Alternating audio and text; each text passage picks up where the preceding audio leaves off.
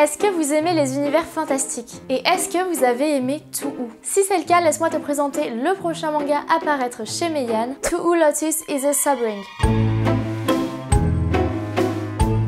On se retrouve dans le village d'Éthers Illusoires où une étrange rumeur circule autour de l'auberge. Apparemment, un client se serait fait enlever par un yokai alors qu'il rentrait chez lui. Et cette rumeur n'a aucun sens parce que c'est un village qui était très calme. C'est alors que la prêtresse du village et Marissa la sorcière vont tenter de découvrir ce qu'il s'est réellement passé. Mais malheureusement pour elle, c'est loin d'être le dernier événement surnaturel qu'il va avoir au village. C'est un manga qui mélange fantasy, comédie et mystère. Et si en plus vous aimez les yokai, alors ce manga est fait pour vous. Cette série fait partie de l'univers des To-U, dont la première partie est déjà disponible en 7 tomes chez Meian. Cette partie est cependant assez différente des autres, mais c'est un avantage parce que si vous n'avez pas lu la première partie, vous pouvez très bien commencer par celle-ci. Et cette partie compte actuellement 4 tomes au Japon. Je vous avoue que moi j'ai déjà tous les tomes de To-U, j'adore cette série, et découvrir une nouvelle partie, j'ai vraiment adoré. Selon moi, c'est un univers très vaste où on peut faire beaucoup de choses, et c'est là la force de l'auteur, c'est que malgré tout, il ne se perd pas. Bien sûr, les dessins sont toujours au top, et bien sûr, l'ambiance du manga est toujours là. Donc si vous aimez les mangas fantastiques, un peu chill et avec des yokai, c'est parfait. Si vous aussi vous voulez découvrir le chapitre 1 en avant-première, il est déjà disponible sur le site de Meian. Le tome 1 est donc prévu pour le